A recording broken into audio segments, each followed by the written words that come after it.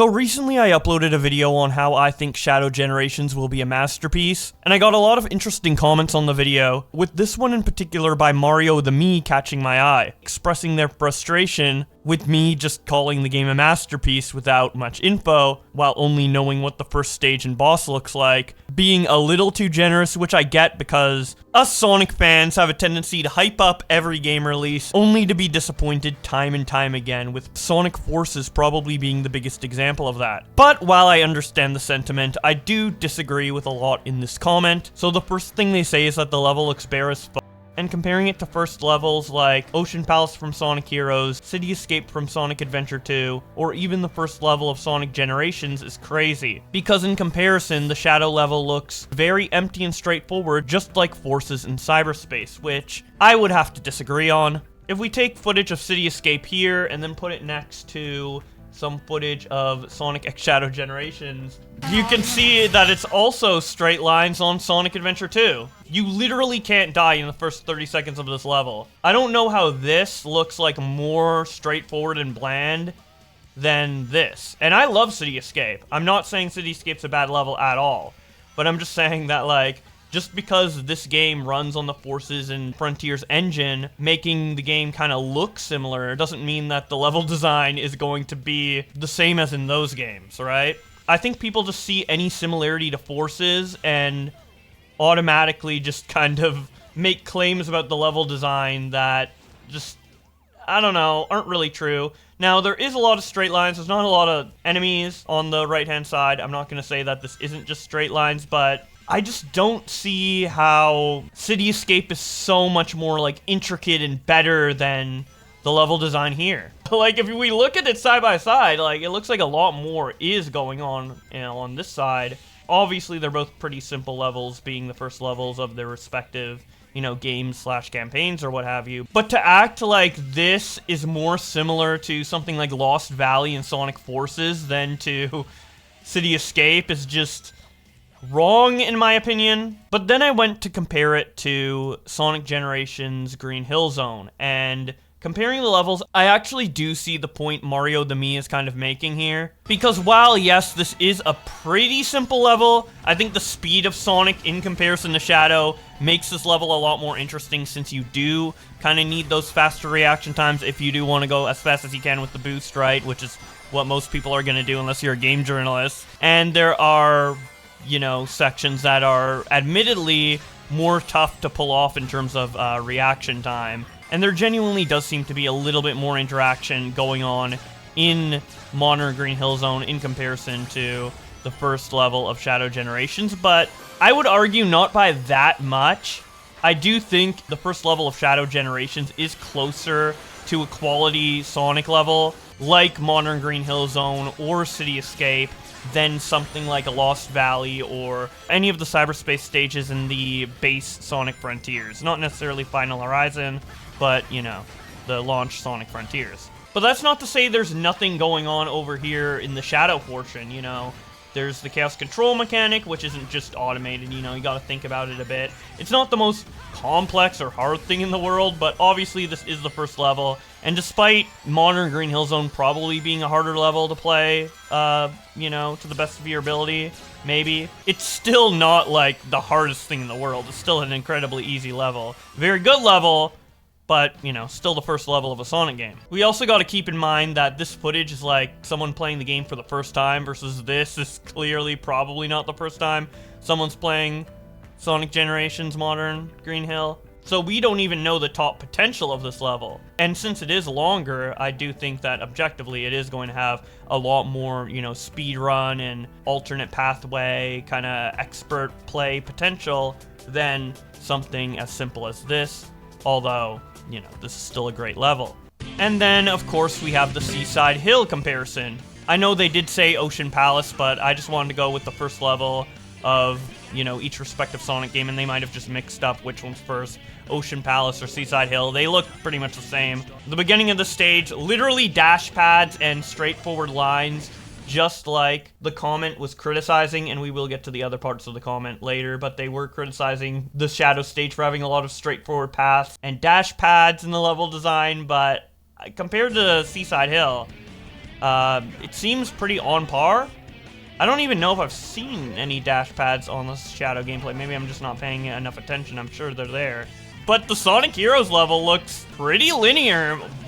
Basically just as straightforward as this level, if not more so. I think Sonic Forces overusing these hallway level designs throughout the entire game, making it really boring, has really just kind of poisoned the well in terms of how people retroactively think about the level design in the previous Sonic games, because yes, the level design's way better than Sonic Forces, but it's not because there's no straightaways, it's just because there's more like interactivity and more going on, which is what they say later in their comment. But I don't know, I think the similarities between Forces and Frontiers in the Shadow gameplay maybe low-key tricking people into thinking that the level design is more simple than it actually is, when the similarities between Forces and Frontiers doesn't really have to do much with the level design, but more with the way Shadow kind of controls, which is a huge part of the game. Like, how the character controls matters probably even more than the level design, to be honest. There was a video I watched from Premi to Remy recently where he said something that I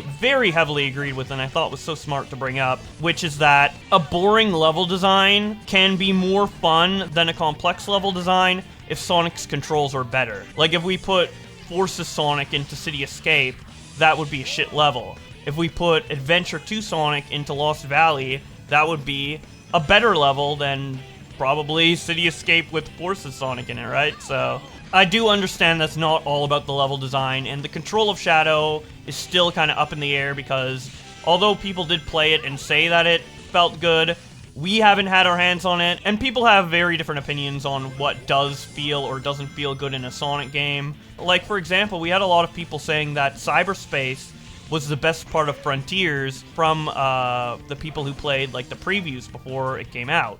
But then Sonic fans ended up having the opposite opinion once the game came out, saying the open zone was the best, and Cyberspace was the subpar part, which is something that I actually agree with. So continuing on with the comment, they say, it's not just the visuals. The visuals look beautiful in what we saw, but it just reeks Cyberspace, which I'm not a fan of. The Frontiers engine is jank and clunky, as opposed to the smooth gameplay we knew pre-2011. So they are right in the fact that Sonic Frontiers does have a lot of jank and clunkiness to it, but I don't really think that's the engine's fault. It runs on the same engine as Forces, and as bad as Sonic Forces is, it's not glitchy, it's not janky, and it's not clunky. It's just boring as hell and has nothing going on. The reason I think Frontiers feels more janky than previous Sonic games is that Sega couldn't really decide on what parameters Sonic's controls and physics should inherently have, letting you customize it with the sliders, and that variance in the way that Sonic can control caused the level design to not always fit exactly with the settings you have for how Sonic controls, making it seem a lot more janky and less smooth, because the level design had to accommodate for every variation of how you would set up Sonic's controls and physics, instead of just one core movement set. That shouldn't have been an issue with the Cyberspace levels, since they lock how Sonic controls in those,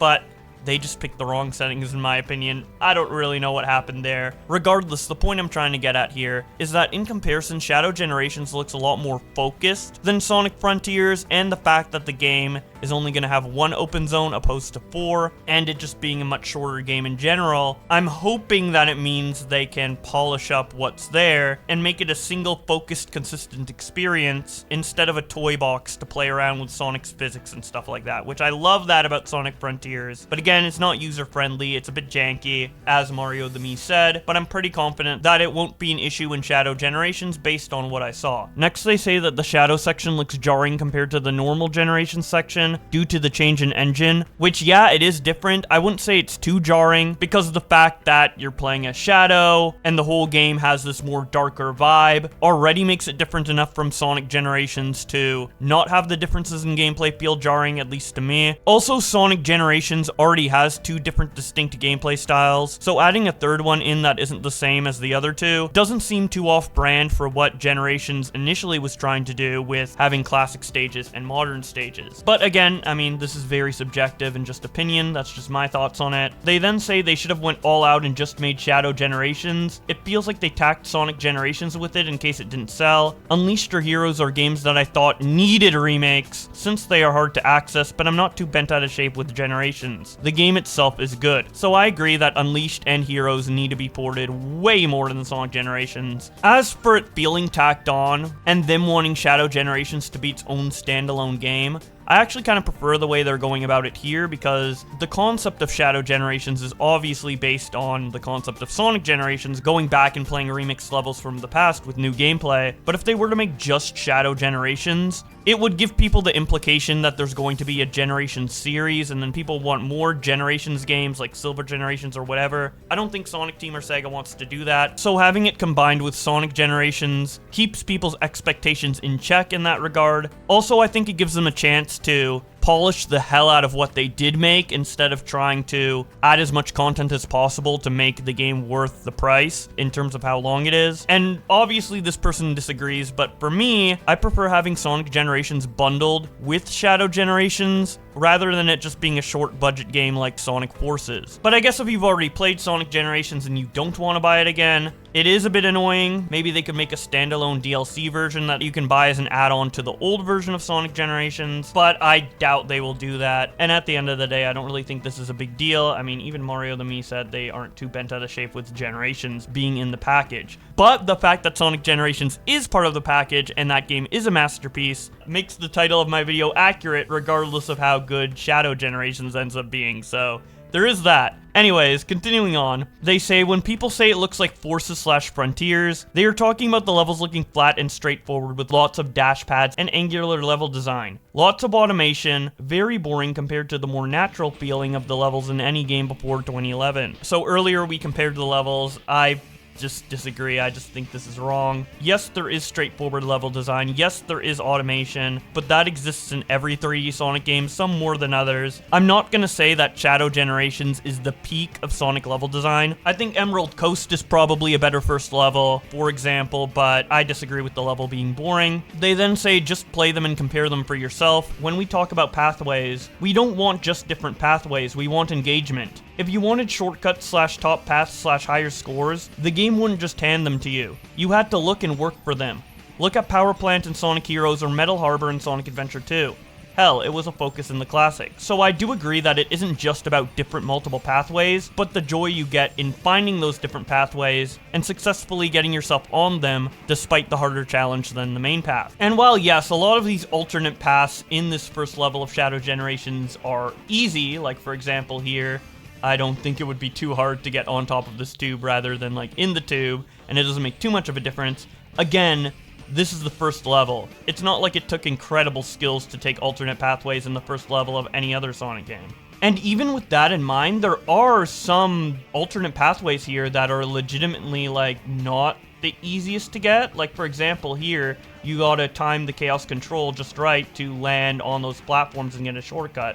If you miss it, you go down to the bottom path here, right? So not only are interesting and difficult alternate pathways here, but they are here in the first level despite that not really being the case in previous Sonic games, to have extremely difficult shortcuts that are developer intended in the first levels of Sonic games. So in this regard, I'm actually way more optimistic for Shadow Generations than I am for almost any other Sonic game. I don't know, I'm just really impressed with this level design. They then say Sonic fans, in my opinion, are kind of blinded by the hype. People hyped up Forces, it sucked. People hyped up Frontiers, it was disappointing. I hope that this game surprises us, but the quality present before Forces just doesn't seem there. There's hope though, since the full game isn't out yet. The set pieces look cool, and the BioLizard's return is the thing I'm looking forward to the most. So yeah, Mario the Me, very valid opinions here. Like, it's clear that they aren't just hating on Sonic to hate. They are a legitimate fan, they are looking forward to aspects of the game, but they are justifiably skeptical because of previous releases. Maybe I'll have egg on my face when the game comes out. I wasn't making consistent videos on Sonic at the time, but before Superstars came out, I thought that game would be really good. And the levels were, but the boss fights ruined that game. And I didn't see that coming, so maybe there's something in Shadow Generations that we haven't seen yet that will make it far from a masterpiece, like the boss fights in Sonic Superstars. Seriously, if they just straight up removed the boss fights from that game, it would go up like 2 points for me, like from a 6 out of 10 to an 8 out of 10. Because the wait times between the bosses are just so painful. Maybe I'll make a video talking about that more in depth later, but regardless, obviously, you know, you see how long this video is. I couldn't express all of these opinions on the comment in a response, but I did say that Cityscape is amazing, but let's not act like it's not just Sonic running on a road with no obstacles for half the stage. Having flat, straightforward sections is just part of 3D Sonic gameplay, and it always has been. And they respond, the board section was a cool set piece, and the ramps during the 2 downhill running sections were kinda cool. I think the reason for the flatness is the settings, since you can't do anything too crazy with it, but those don't take up all of the stage. Lots of grinding with Sonic Adventure 2's grinding mechanics to earn a high score, enemy placements with purpose of extending action chains, and lots of secret areas accessible with different missions and upgrades. All this to accustom the player to high speed and action. Lots of engagement compared to, let's say, Lost Valley or Cyberspace 1-1. But if you don't find it all that interesting, that's well and justified. I do think City Escape is a great level, and I agree with everything that Mario the Me said about it here, but I think that can also apply to the first stage of Shadow Generations. It looks cool. The level looks cool. The set pieces look cool. Yeah, there are points where you just go straight forward or don't really interact, like the transition cutscene between being in space versus Black Doom's kind of dreamscape area based on Radical Highway, or the QuickTime event to beat up the missile, or like grail grinding sections and other parts of the level that are automated, but it's okay, because it looks cool as hell. It does. Just as cool as City Escape, if not more so. I guess it depends on your preference, but those are my thoughts on this comment from Mario the Me. No hate towards them. I love this comment. I loved talking about it, and I encourage you guys to give your thoughts in the comment section below, even if you end up disagreeing with me. You can even mock me a bit. I have a thick skin. I don't mind. I had a lot of fun responding to this comment and talking about Sonic with you guys, so thank you, Mario the Me, for your comment. I appreciate it a lot, even though I do disagree with a big chunk of it. If you want to keep up to date with more gaming discussion, don't forget to subscribe to this channel. And with all that being said, I'll see you guys in another video.